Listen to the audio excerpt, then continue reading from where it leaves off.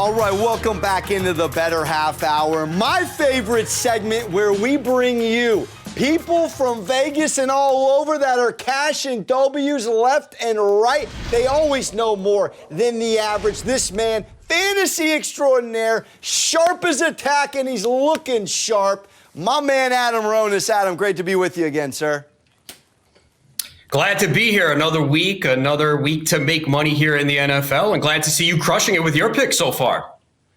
Hey, we're doing all right, man. I appreciate it. As you know, it's always about the next day, especially on gambling Twitter.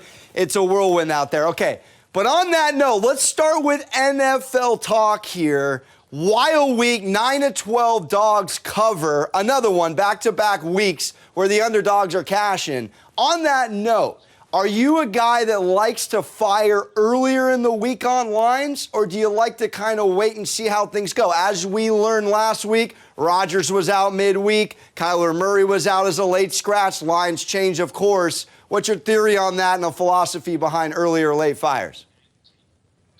I tend to wait, but I will fire early. For example, last week, it was clear that Kyler Murray was not going to play. You saw that they said it was going to be 1 to 3 weeks. So if you were on Arizona, you should have known, okay, they opened up as short favorites. I'm going to wait knowing that they're going to be underdogs, and that's exactly what happened.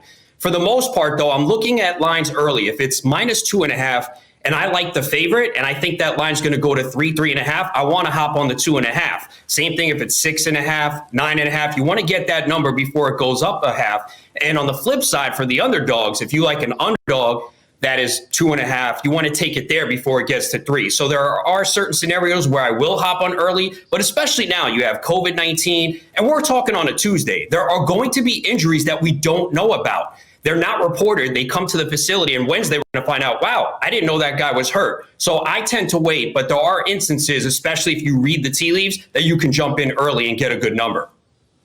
That's very well said. On that note, just staying in the strategy lane here, are you, and we've talked about it before, but just in the NFL in this season in particular, are you a big parlay guy when it comes to maybe heavy money line favorites? I mean, there was a couple of weeks back where a lot of favorites won and covered. It's been a very interesting back and forth week-to-week league. But can you take us into your mind when it comes to parlays, if and when you fire, and maybe when to avoid a trap bet here or there with going too fun on the parlay front?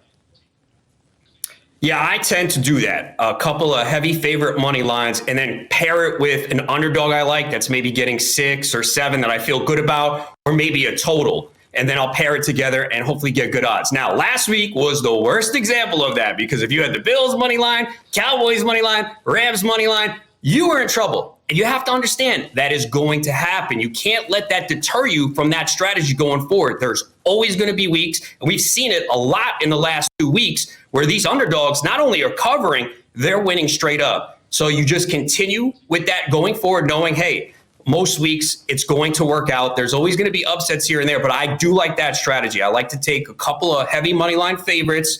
I know the juice is not good, and then pair it with an underdog, maybe a total. But you have to you got to be careful with parlays because you need everything to hit that bet. So you don't want to go too right? We see those payouts, those big payouts that they try to entice you with, but be careful with it because there's a reason why the books love those parlays. No, I hear you. And absolutely mouse traps left and right this year. Okay. Let's talk about one line in particular. I find this fascinating. Bucks off a bye here. Kind of a two-part question, but I'll start with the line. If you remember back when the Bucks went to Washington first round of the playoffs, the line was around 9.5. We're staring at a very similar line. It might have even closed around 8.5, if I'm not mistaken, last year in the wild card. Do you find it fascinating? Completely different situation. I mean, of course, Brady's coming back, but the line, I find it fascinating that they're going on a whole nother season, the exact almost same number within 1 point. How do you read that? Do you think it's exactly where it should be for Bucks at Washington? Yeah, I think it is. Both teams are coming off the bye. I know Brady has good numbers against the spread coming off the bye. Overall, he's 14-4, but that's one data point. But the one that really stands out is Brady coming off a loss in his career. 51-14. I mean, we know he's had 2 weeks. He's meticulous. He hates to lose. So you know he's going to be ready for this game. Now, we don't know if Rob Gronkowski or Antonio Brown are going to play. He's still in a walking boot. But either way, this offense is still great. Defensively has been the problem, especially against the pass. So those numbers are skewed because teams don't run on them. They're playing from behind and passing on them. They could get two of their top corners back this week, Carlton Davis and Sean Murphy-Bunting, so that could help. But the Bucs are 5-1 against the spread in their last 6 coming off a loss. So there's a lot of data points that point to the Bucs.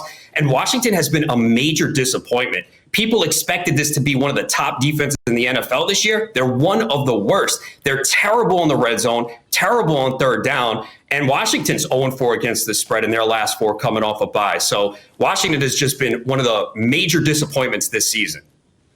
That's a tale of two teams off a bye right there. That's why we bring you in, Ronis, out the pen with some knowledge. Okay, I got a line here I'm kind of head-scratching myself about. The Bills, after being a 14.5-point favorites on the road in Jacksonville, they put up a baseball score, 9-6. They lose to the Jags outright. Here we are a week later. Real quick here, Bills 13.5-point favorites against the Jets. Do you agree with that line? No, I think it's too high, but I think they're looking at the total picture of the Bills. Look, their offense has been brutal the last 2 weeks. Even against Miami, that first half was terrible. So they're really struggling coming off a bye after that disappointing loss to Tennessee. The Jets' defense is the big problem. Josh Allen has been under a lot of pressure, so maybe they're looking at this as a bounce-back spot. The Jets are 2-7 against the spread in the last 9, but the Jets are competent, especially with Mike White at quarterback. You know, they've shown that they can be good offensively. They get Corey Davis potentially back this week. They're home, too. The Jets have already beaten the Bengals and the Titans, so they have come to play in a lot of games. So the line is too high, but the Bills' defense is legit. As much as their offense has struggled the last couple weeks, their defense is still one of the best in the NFL. I love it. Okay, real quick, 10, 15 seconds. Chiefs at the Raiders. One team won, one team lost last week. 2.5-point line. Real quick, do you like the line or are you firing on it? I wanted to get to 3. Look, the Chiefs have been so overvalued. 5-16 against the spread, their last 21. 2-7 this season. They covered against Washington and Philly, bad teams. They're not playing well. I appreciate it, Adam. Thank you for coming in. Always dropping the knowledge on the 1s and 2s. Thank you for having us, Ronis. And when we come back, I'm talking early line movements here on a Tuesday. Come right back.